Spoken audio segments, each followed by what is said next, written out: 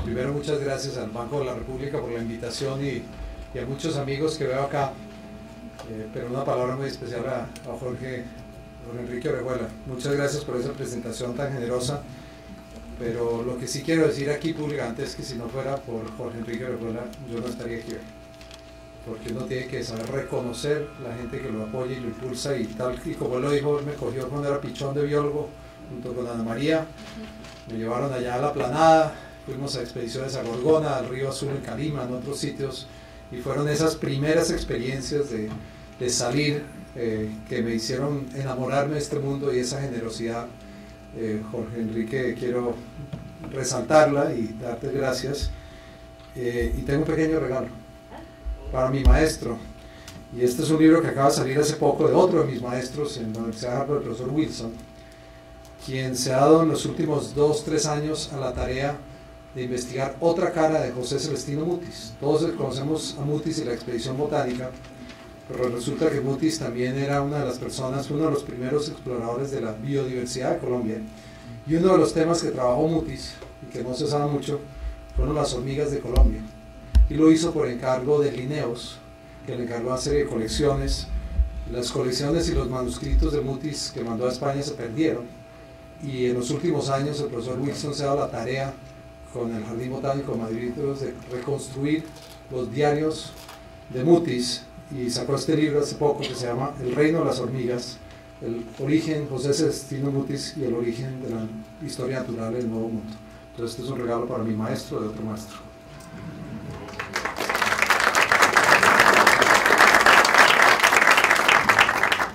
Bueno, cuando Olga y la gente del Banco de la República me invitaron a que viniera a hablar acá a un ciclo de conferencias de agua, lo primero que le dije es: yo no sé nada de agua, porque en realidad el tema mío es biodiversidad, pero el tema, y lo que van a ver un poco, es que y yo abiertamente soy biólogo, y de los temas que me encanta es conocer y divulgar el conocimiento y conservar la vida en este planeta.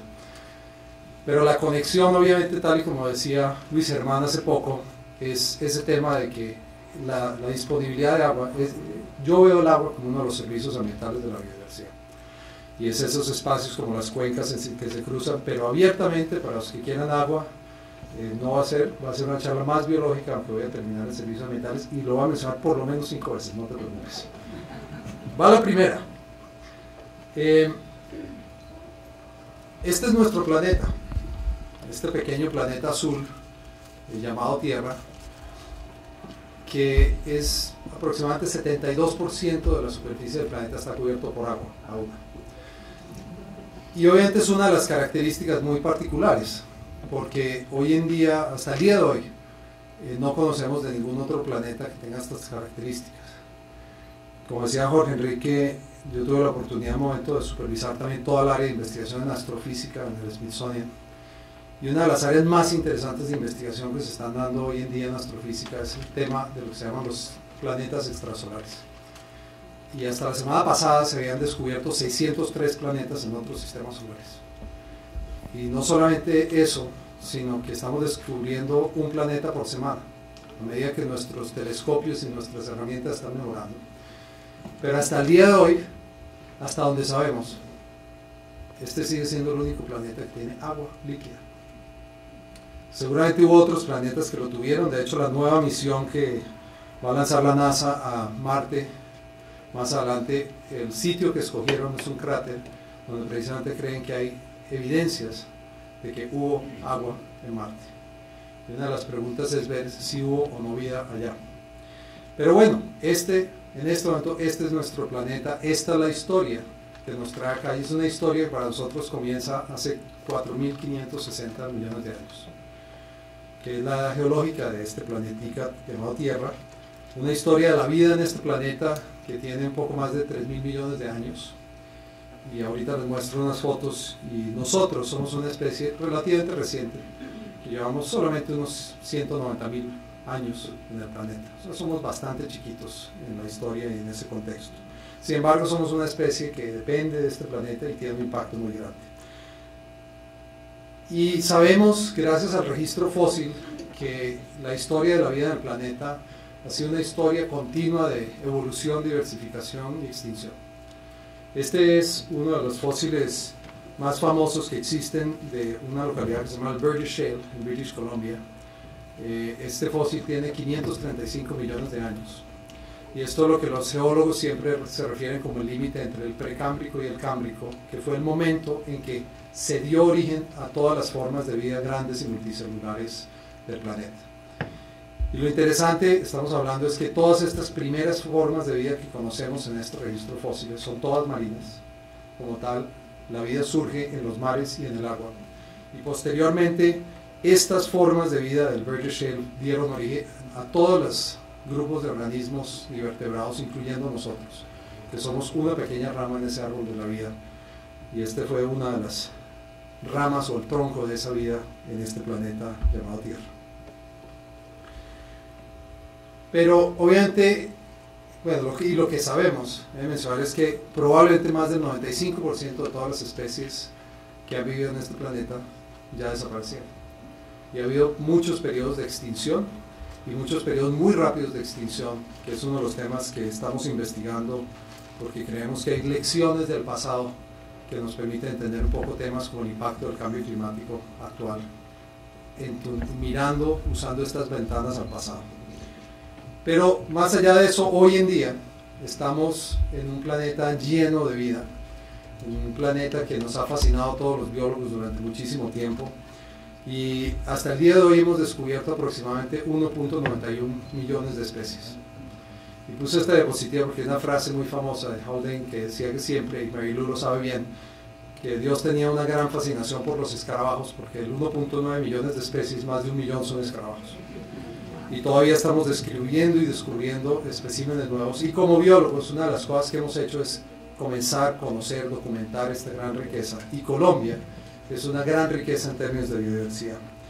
Y estas colecciones que se ven haciendo desde la época de Mutis, y a lo largo de los años han ido a parar a grandes colecciones como esta, que esta es una de las colecciones en el Museo del Smithsonian en Washington. Nosotros tenemos un piso dedicado solamente a mariposas, donde tenemos casi 5 millones de mariposas. Y es uno de los cajones que nos muestra un poco esa gran riqueza, y estas son grandes bibliotecas del conocimiento, que están no solamente en los grandes museos allá, sino en colecciones aquí en Colombia, en las distintas universidades y lugares. Y eso es lo que nos permite construir este conocimiento de este planeta. Bueno, y no solamente es esta diversidad biológica, sino obviamente que tenemos muestras de esa evolución que ha existido y cómo nosotros como seres humanos hemos coexistido con esta naturaleza. Estas muestras, que alguien como Álvaro Soto que está aquí conoce muy bien, estos son de Chiribiquete. Son unas de las muestras que nos recuerdan en estas pinturas rupestres que nuestros antepasados, ancestros, estaban utilizando, interactuando con esta biodiversidad y con estos elementos todos los días. Y a lo largo de esa interacción que se da durante tanto tiempo, no solamente hemos impactado, sino que hemos generado dependencia, hemos transformado algunas especies, y una de esas historias es la historia de la domesticación, de los cultivos agrícolas, de los cuales dependemos como seres humanos hoy en día. Pero va más allá de solamente el uso directo de la biodiversidad, sino tiene que ver con los servicios ambientales. Porque al final y al cabo estamos hablando de todos los elementos de esas especies que constituyen esos ecosistemas, que constituyen esas cuencas, y todo el proceso de regulación de ciclos biológicos, geofísicos que tenemos. Temas como la productividad de los suelos, que está ligado con la diversidad de microbios que existe allí. Todo el tema como la regulación de los caudales hídricos y la disponibilidad de agua fresca. Temas como los servicios espirituales que han inspirado a gente y que se ven reflejadas en piezas como las del Museo del Oro. Todos estos servicios ambientales de la biodiversidad y de estos ecosistemas son fundamentales, y sin estos servicios nosotros no estaríamos acá. Yo a veces le digo a la gente que nosotros siempre desayunamos, almorzamos y comemos biodiversidad, y respiramos biodiversidad y tomamos biodiversidad, porque esas son relaciones claves. Y el problema que existe es que usualmente, sobre todo en los últimos 2 siglos, nos hemos dedicado a manejar este planeta con fundamento en los bienes de provisión, como los bienes agrícolas o la pesca, a expensa de los servicios de regulación como son el agua y los ciclos de nutrientes. Y eso lo vamos a ver un poco más adelante. Y ligado a esta tragedia, lo que está pasando es que no solamente hemos tenido un impacto muy grande, sino que hemos generado un planeta muy desigual. Y estamos viviendo una crisis humanitaria muy seria. Ustedes han visto probablemente en estos días las imágenes de Somalia y del norte de Kenia. Es un ejemplo increíble de cómo esta población está muriendo como resultado de los cambios climáticos que se están dando y la falta de agua, la falta de cultivos. Y a nivel mundial son datos supremamente preocupantes. Estamos hablando de casi 1.000 millones de personas a nivel mundial que hoy en día tienen desnutrición. Estamos hablando de casi 2.000 millones de personas de los 7.000 millones que hay que no tienen acceso a agua de manera regular. Y en medio de todo ese contexto y esa tragedia, Colombia es un país privilegiado. Es un país privilegiado en biodiversidad y es un país privilegiado en temas como agua, como hemos visto. Entonces lo que quiero hablar es un poquito de 3 temas. Un poco hablar de América Latina en el contexto global, un poco una visión a ese nivel. Luego quiero venir al tema de Colombia, entender un poco más la biodiversidad de Colombia y luego terminar con el tema de los servicios ambientales y su relación con desarrollo. A nivel global, estamos hablando de una serie de continentes y Colombia obviamente está en este contexto de lo que llamamos la región neotropical. Es una región de una gran riqueza de ecosistemas, pero que además conecta Norteamérica con Sudamérica. Y cuando se cierra el Istmo de Panamá, hace 3.5 millones de años aproximadamente, eso tiene 2 grandes consecuencias. Siempre pensamos en la gran biodiversidad en el Amazonas, pero en realidad a nivel florístico, la mayor biodiversidad está en los Andes y en Mesoamérica, más que en la región amazónica. En el Amazonas hay muchas especies con distribuciones muy amplias. En la región andina tenemos una gran cantidad de especies endémicas con distribuciones muy pequeñas y eso tiene implicaciones muy serias. La diferencia importante que se da es en el caso de diversidad acuática, biodiversidad acuática. Y este es otro de los mapas que muestra diversidad para peces de agua dulce. Y lo que vemos aquí obviamente es que la gran campeona a nivel mundial es la cuenca del Amazonas, que al final del cabo es la gran cuenca hidrográfica, así como la cuenca del Mekong en el sureste asiático. Pero hay que acordarnos que estos ecosistemas acuáticos, tanto ríos como lo que son los humedales, son regiones que tienen una gran cantidad de especies que se encuentran allí. La historia es bastante diferente si vemos el tema marino. Y esto, por ejemplo, es el caso de manglares, diversidad de manglares y pastos marinos. Y lo interesante de aquí es que la región de mayor riqueza biológica a nivel mundial no está en el neotrópico, sino está en lo que se llama la zona del Triángulo Dorado, en la zona de Papua Nueva Guinea con Filipinas e Indonesia. Y eso es también interesante en términos de medidas de conservación. Pero América Latina, el contexto mundial, tiene una gran cantidad una gran riqueza biológica. De hecho, estos son unos datos del año pasado y podemos ver que dependiendo del grupo que analicemos, entre el 30 y el 50% del total de especies que se conocen a nivel mundial para los grupos mejor conocidos, que son los vertebrados, se encuentran en América Latina. Y en promedio el 35% de todas las formas de vida que se conocen se encuentran en América Latina. Es una cosa bastante grande. Y ahora más adelante vemos los datos de Colombia. Pero como mencioné, obviamente no es solo ese mapa de la riqueza, sino nosotros somos un elemento importante. Y este es el mapa que muestra la densidad poblacional humana a nivel mundial, y lo que ha pasado es que la población humana ha crecido de una manera realmente impresionante. En 1960, la población de seres humanos en el planeta eran 3.000 millones de personas. En octubre de este año, calculamos que vamos a ser 7.000 millones. Estamos hablando en 50 años duplicar la población. Y no solamente duplicarla, sino que con los cambios de los estándares de vida y el desarrollo, estamos hablando de una mayor presión, una mayor huella ecológica.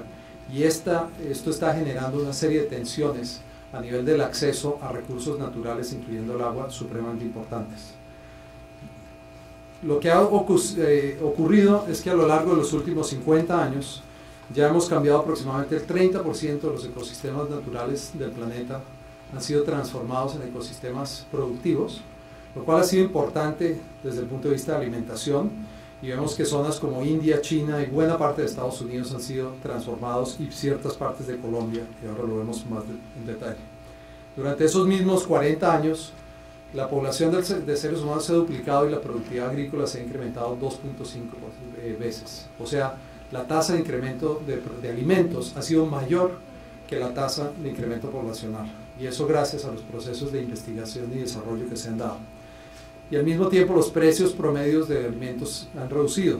Eso son buenas noticias desde el punto de vista de nutrición, y el problema no es la disponibilidad de alimentos, sino el problema real es la distribución de alimentos sobre ciertas regiones, como lo que estamos viendo hoy en día en Somalia. Pero quizás otra manera de ver esto es este mapa que trabajó la NASA, que me parece muy interesante, que es un mapa, un concepto que manejamos, es lo que se llama productividad neta primaria.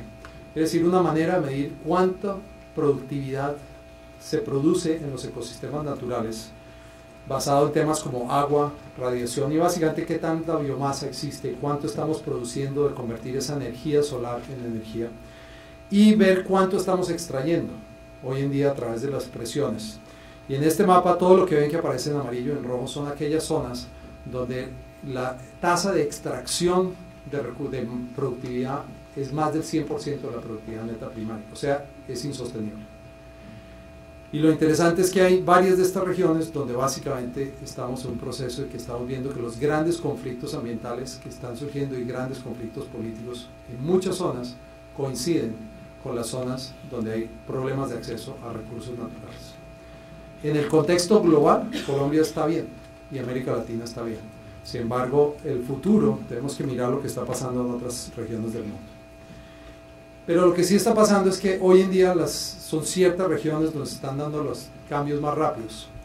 Y en este mapa podemos ver, es un mapa de los bosques a nivel mundial y las tasas de deforestación que aparecen en rojo y las tasas de incremento de cobertura de bosques que aparecen en verde claro, no lo alcanzan a ver muy bien.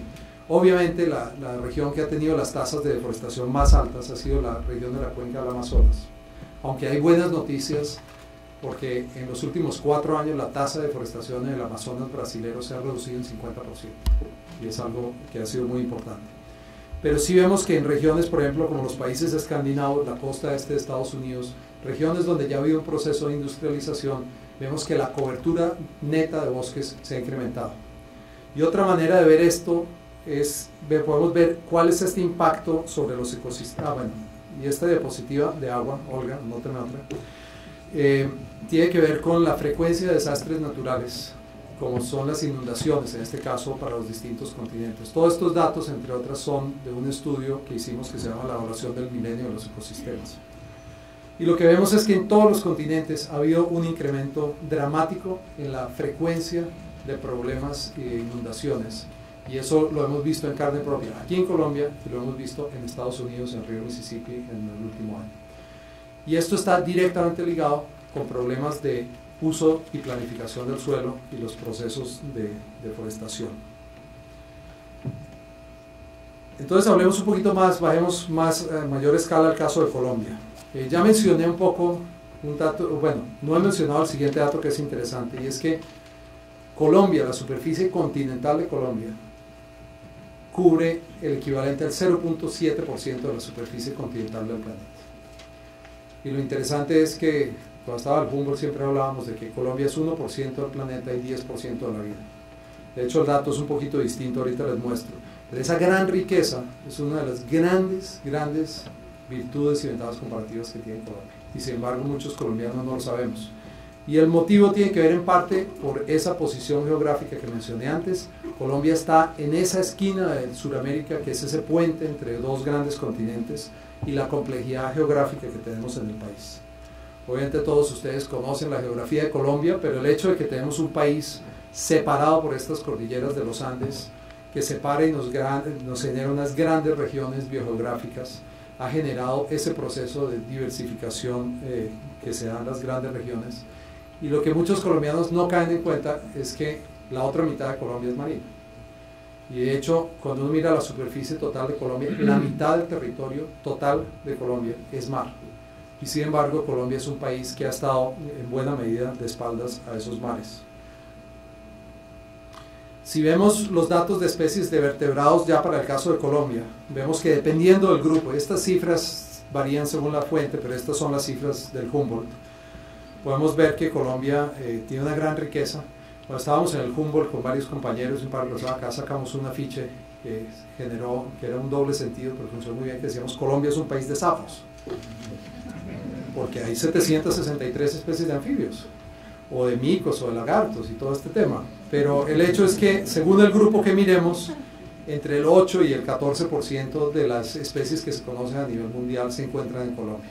Aproximadamente una tercera parte de esas especies son endémicas a Colombia, o sea que solamente se encuentran en Colombia y las otras 2/3 partes compartidas. Pero para estos grupos, que son los mejor estudiados, estamos hablando de cerca del 13% de la biodiversidad a nivel mundial. Es algo bien interesante, es una cifra importante. Y sin embargo, todavía no conocemos mucho.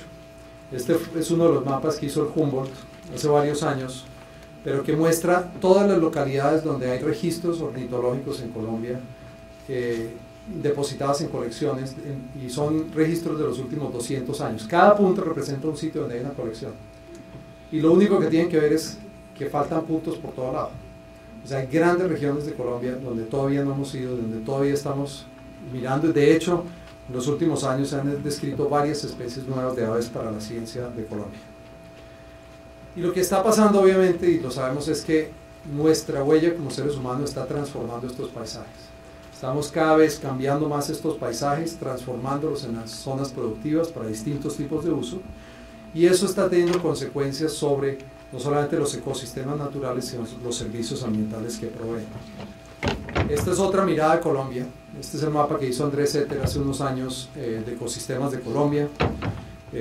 Seguramente hay una versión más actualizada, pero lo importante es, esto muestra los grandes ecosistemas de Colombia, las grandes regiones, pero lo interesante son todas las zonas que pueden ver aquí en blanco y en rosado. Esas son las zonas donde los ecosistemas naturales ya han sido transformados para dar paso a sistemas productivos agrícolas.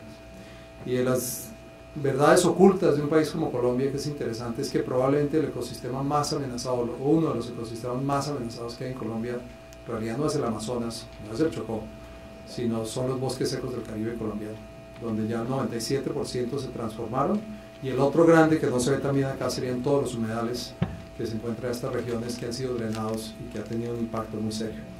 De hecho, siguiendo en ese orden de ideas, la siguiente región sería la región andina, donde probablemente el 70% se ha transformado, y en la región amazónica cerca del 30%, que es una de las zonas donde hay una frontera activa.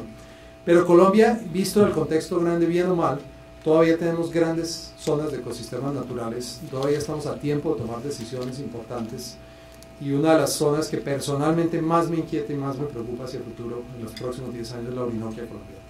Yo creo que esa es la siguiente gran región que va a cambiar. Hemos visto las propuestas de las locomotoras del presidente Santos, viendo a los llanos como la gran siguiente despensa agrícola, pero como yo le decía una vez al presidente Uribe, no se le olvide que los llanos también son un ecosistema natural y que hay que mirarlo en ese contexto. Y esto tiene un elemento directo sobre la extinción, y Jorge Enrique Orejuela se acuerda cuál es esta la vimos juntos allá con María y Jorge en 1980, si no estoy mal, la última vez en esa zona, Ornithorhynchus icterotis, una guacamaya oreja amarilla, una especie endémica que se encontraba en esta zona de Colombia. La vimos en la Reserva Natural La Planada, un grupo de 20 o 30 que vino 2-3 años y de golpe no llegó, en 1982 no llegó. Pensamos que la especie se había extinto y después apareció una población remanente en la cordillera central de los Andes, y gracias al trabajo de Paul Salomon y todo un grupo de gente y Proaves y otros, hay un proceso de recuperación, y hoy en día hay aproximadamente 300 de estos guacamayas que anidan en las palmas de cera en la cordillera central colombiana. Pero esta es la cara de la extinción y muchas de estas especies que están desapareciendo. Pero no es solo pérdida de eso, sino que ligado a esa deforestación estamos modificando estos ecosistemas, y una de las consecuencias que hemos vivido en carne propia como colombianos ha sido las grandes inundaciones que se han vivido aquí en los últimos años. Esto, por ejemplo, son las zonas del Magdalena, donde ustedes vieron más que nadie más de 2 millones de personas desplazadas, como yo escribía en estos días en un artículo en El Espectador. Eso era una tragedia anunciada que se hubiera podido evitar, y es una tragedia anunciada que está ligada con la deforestación de las cuencas del Cauca y del Magdalena y el drenaje de los humedales que estaban allí. Y estos son servicios que realmente los ecosistemas nos brindan, y las transformaciones han tenido un impacto serio. Entonces, la última parte de esta charla tiene que ver ligando esto con el tema de desarrollo y los servicios ambientales.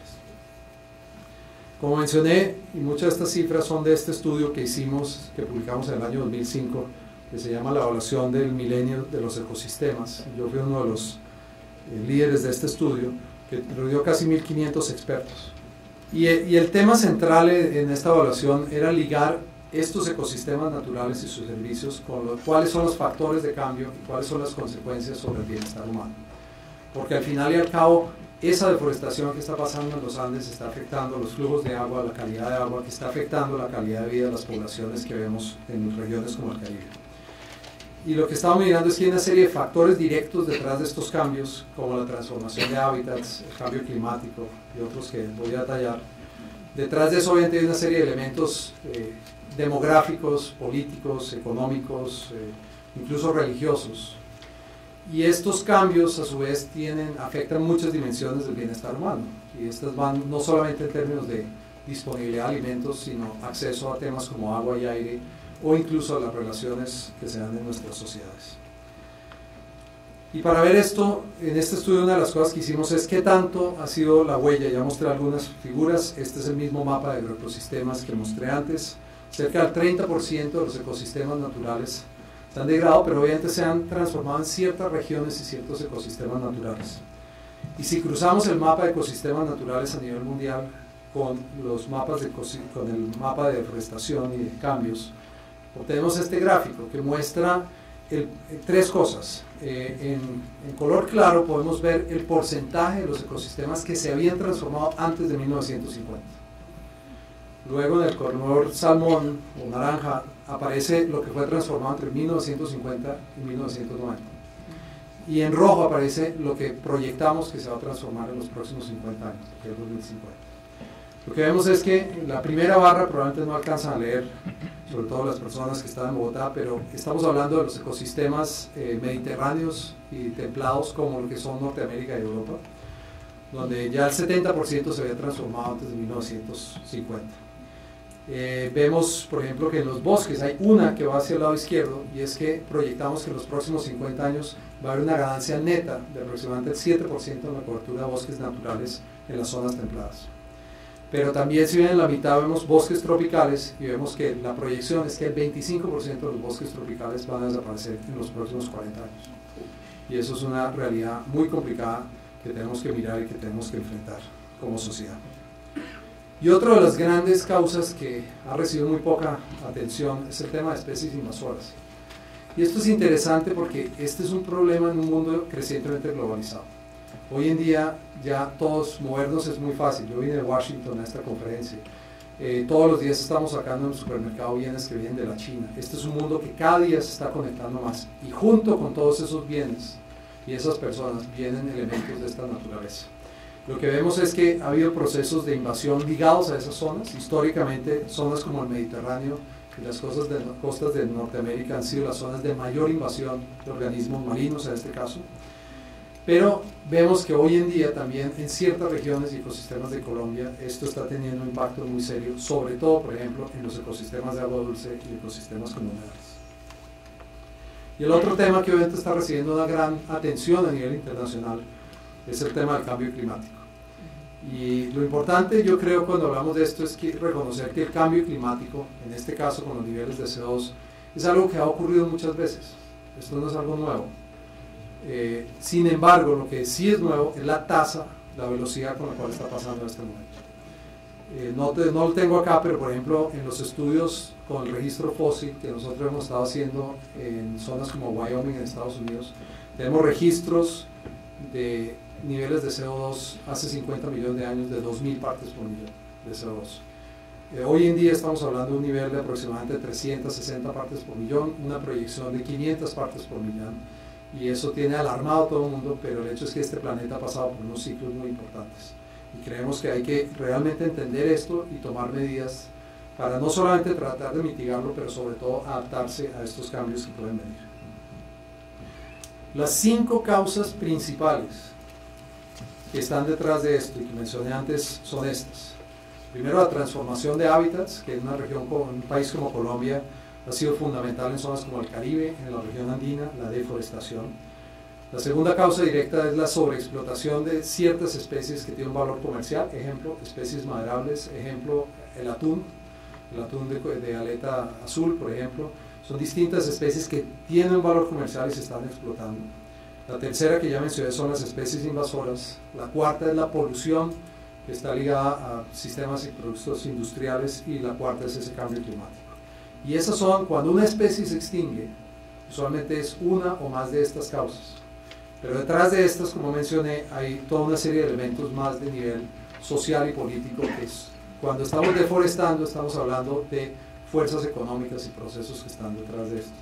Y si queremos construir un futuro para un país como Colombia, la posibilidad de intervención está sobre esos ejes que están al lado derecho. Temas económicos, demográficos, sociopolíticos, tecnológicos y culturales. Y lo interesante es que las causas varían según los tipos de ecosistemas. En esta diapositiva, en el eje izquierdo, pueden ver los distintos tipos de biomas, las grandes ecosistemas naturales, como por ejemplo bosques, costas, mares, y en el otro pueden ver las 5 causas que acabo de mencionar. Y lo que pueden ver en rojo son cuál es el factor principal en cada uno de estos temas. Lo interesante es que las causas principales de extinción varían según el tipo de ecosistema. Entonces, por ejemplo, en los ecosistemas insulares, la causa principal son las especies invasoras. En los bosques tropicales, la causa principal es la transformación de los hábitats. Tenemos que entender, si vamos a diseñar políticas y respuestas como sociedad, tenemos que entender cuál es la causa principal que tenemos que atacar. ¿Y qué es lo que vemos hacia el futuro? Que fue parte de este estudio que fue interesante, es que hay 5 tipos de respuestas que como sociedad podemos hacer hacia el futuro. Primero, lo que hemos llamado las respuestas de tipo institucional. Necesitamos leyes claras, necesitamos instituciones fuertes, necesitamos un marco institucional estructural fuerte que nos permita trabajar hacia el futuro. Colombia ha sido un país que ha desarrollado un marco legal muy avanzado en estos temas, con una capacidad institucional todavía muy débil y con corrupción. Y es un tema que vemos problemas serios desde el punto de vista institucional en nuestras capacidades de respuesta. El segundo paquete de herramientas que tenemos son de carácter económico, porque al final y al cabo partes de estos problemas tienen que ver directamente con el hecho de que somos una sociedad capitalista donde bienes y servicios están pasando a través de estos mercados ambientales. Y hay 2 tipos de respuestas interesantes allí. Pero por un lado, existen en países sobre todo como Estados Unidos y Europa una serie de incentivos perversos que están ligados directamente a temas como la deforestación. Por ejemplo, en un país como Estados Unidos hoy en día anualmente se pagan más de $80.000 millones a los agricultores para que mantengan los campos agrícolas subsidiando los productos agrícolas para que no reviertan ecosistemas naturales. En Europa el caso es aún mayor. Y son distorsiones al mercado por motivos políticos, pero que realmente están teniendo un impacto muy serio. Por el otro, vemos que los consumidores están llevando el mercado hacia un lado de sustentabilidad ambiental, de manera pequeña, pero está creciendo. Y lo que estamos viendo es que ya hoy en día los mercados para productos ambientales certificados está creciendo, desde la agricultura orgánica hasta temas como la madera certificada, hasta otros temas. Y un caso que el WWF ha estado trabajando de manera muy interesante, la iniciativa de transformación de mercados que trabaja Jason Clay, es que por ejemplo han estado trabajando con las grandes comercializadoras de productos agrícolas como Cargill en países como Brasil para influir la cadena de suministro de soya, y a partir del año entrante el 100% de la soya que viene de Brasil a los mercados internacionales, Cargill únicamente la va a comprar si viene certificada por cero deforestación de las zonas.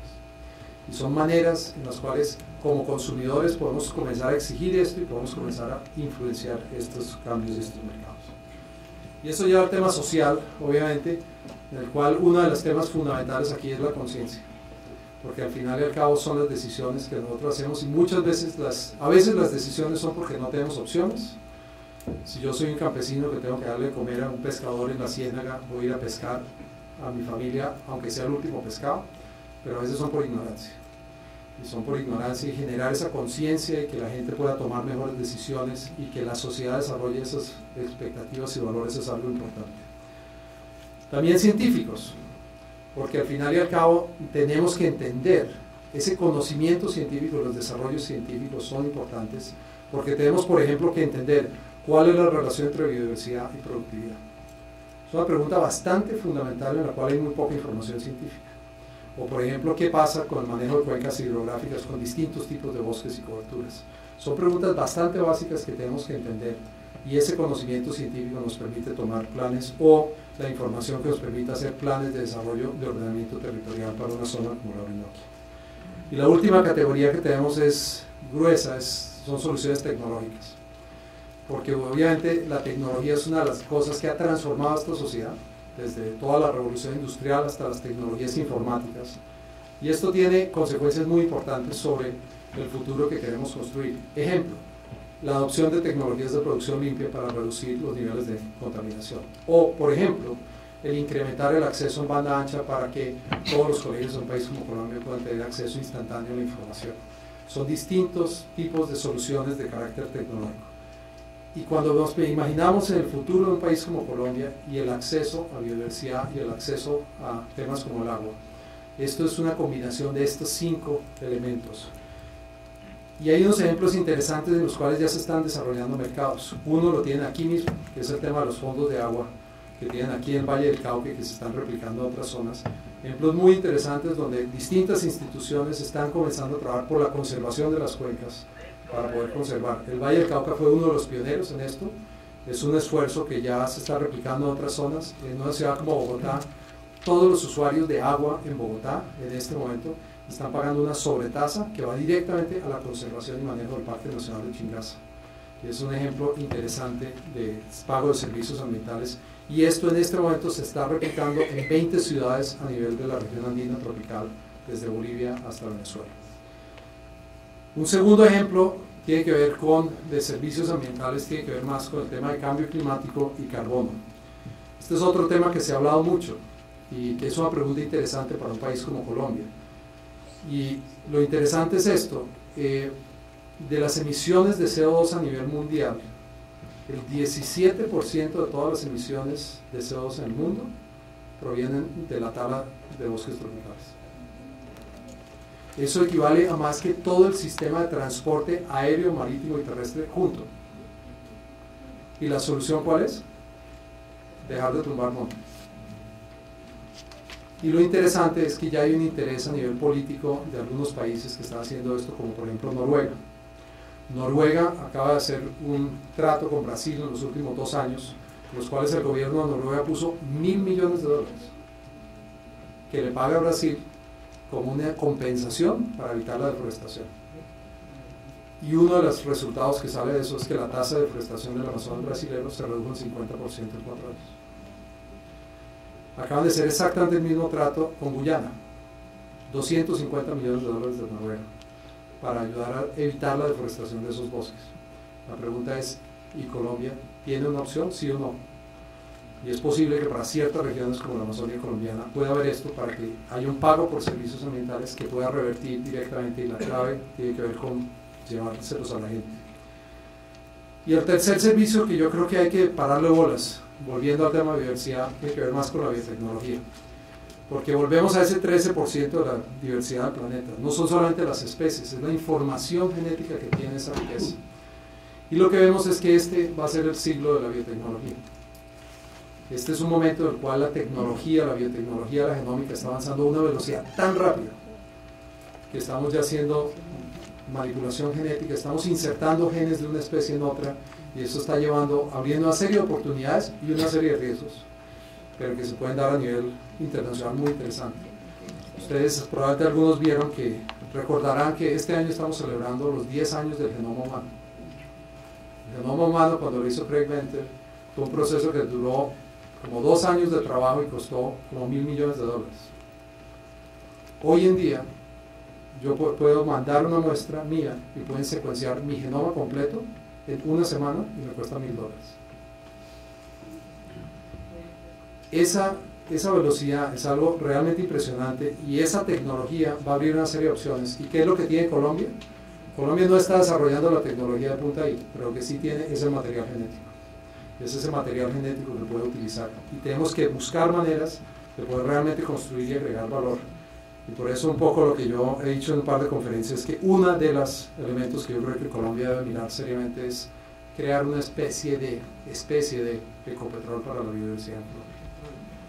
Una empresa que esté dedicada realmente a mirar y a trabajar estos temas. Y entonces voy a cerrar con un poquito de los escenarios a futuro. Nosotros haciendo este ejercicio nos imaginamos 4 grandes caminos para un país como Colombia en los próximos 50 años. Y tienen que ver con 2 elementos fundamentales. Algunas son estrategias de nivel global o a nivel nacional, y la otra sí son estrategias proactivas o estrategias reactivas. Y eso nos genera 4 modelos básicos que aquí, perdón, está en inglés los títulos, pero voy a explicarles muy brevemente qué son. En la esquina izquierda superior pueden ver lo que llamamos un nivel multilateral, el Global Orchestration. Es un sistema básicamente montado en la consolidación de la armonía mundial, donde las Naciones Unidas es el rey, si quieren verlo un poquito así. Donde básicamente nosotros estamos entrando e integrándonos con otros sitios y ejemplos que está mirando Colombia, UNASUR. Ejemplos donde Colombia no solamente decide aislado, sino decide en un contexto regional. El escenario izquierdo abajo es lo que se llama, es una visión mucho más nacionalista. Es diseñar políticas y medidas básicamente para solucionar mis propios problemas. Lamentablemente es lo que algunos países han adoptado y creo que en general no ha funcionado muy bien. Tercero es lo que llamamos el jardín tecnológico, y es donde todos los problemas los va a solucionar la tecnología. Agua, no hay problema, mejoramos la eficiencia del uso del agua. Biotecnología, vamos a aumentar la productividad. Y sin duda que la tecnología es uno de los elementos que va a ayudar. Y el cuarto es algo que hemos llamado el mosaico adaptativo, que básicamente tiene que ver con desarrollar sistemas de producción acordes con la realidad local, cultural y biológica de cada zona. Obviamente que el futuro es una mezcla de estos 4, no es uno o el otro, es una mezcla de estos 4 elementos, pero a veces hacer estos escenarios nos da como extremos para pensar como sociedad qué es lo que queremos. Y lo interesante es que si hacemos los modelos a nivel internacional y a nivel global, estos 4 escenarios, que son una mezcla de respuestas institucionales, económicas, políticas, tecnológicas, sociales, generan futuros completamente diferentes. Y solo les voy a mostrar 2 ejemplos. Estas son las proyecciones para el crecimiento de la población a nivel mundial para esos 4 escenarios. Y lo que ven es que obviamente en todos los escenarios, en los próximos 50 años la población mundial va a seguir creciendo.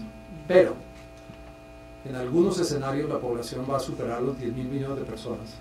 Y en otros escenarios a 100 años probablemente estamos hablando de 6.000 millones de personas. 4.000 millones es bastante diferencia. Y es un escenario que hay que ver y hay que pensar ese futuro. Y el otro modelo interesante es para esos bienes y servicios ambientales como el agua, ¿cuál es el impacto que tiene? Y esto hay mucha información acá, pero hay 3 categorías de servicios ambientales: los sistemas de provisión, como son los alimentos, los sistemas de regulación, como es el agua, y los servicios más de carácter cultural y espiritual, como son, por ejemplo, todas las tradiciones populares que existen, y la recreación y el ecoturismo. Lo interesante es que esos 4 escenarios que ven dan futuros muy distintos, y algunos son muy buenos. El primero, que es el sistema multilateral, es muy bueno si nuestro objetivo es maximizar la productividad, por ejemplo, de alimentos. Podemos producir alimentos aquí y mandarlos a Somalia, pero no estamos solucionando el problema de Somalia. En otros escenarios, por ejemplo, como la tecnología, el de la extrema derecha, es muy bueno para algunos tipos de servicios, como los servicios de provisión y los servicios de regulación como el agua. ¿Por qué? Podemos mejorar la eficiencia del uso del agua, la eficiencia del uso energético. Pero usualmente en eso la diversidad cultural y los servicios de bienes culturales tienen un costo muy grande. Y hay algunos que creemos que son más positivos, que tienen que ver con las adaptaciones a las condiciones locales. Nuevamente, el futuro es una mezcla de estos 4. Pero la pregunta que yo les hago a cada uno de ustedes y al gobernador del Valle del Cauca y al presidente Santos es: ¿cuál es el Colombia que queremos? ¿Cuáles son las decisiones que vamos a tomar y qué queremos ver de Colombia, no en 4 años, sino el año 2050 y el año 2100? Que creo que esos son los temas que tenemos que ir pensando. Y para concluir, sencillamente recordarnos que vivimos en un planeta que está cambiando permanentemente, donde esa huella que nosotros tenemos es cada vez más grande, y donde vemos la transformación que ha ocurrido en un país como Colombia, y un país como América Latina es una región como América Latina es una región que todavía tiene gran riqueza biológica, una gran riqueza en términos de disponibilidad de agua y una gran riqueza en términos culturales. Y creo que estamos en un momento en el cual tenemos que tomar esas decisiones de futuro que realmente nos permitan construir una sociedad un poco distinta y que ligado a eso nos lleven directamente a que esta riqueza biológica y esta riqueza hídrica sea un elemento fundamental para el desarrollo y el bienestar de las poblaciones en Colombia, de estas muchachas como esta niña y su expectativa hacia el futuro de vida, y no solo mejorar la calidad de vida de toda esta gente, sino obviamente preservar esa gran riqueza biológica de la cual somos responsables, de ese 13% de la vida en el 1% del planeta. Muchas gracias.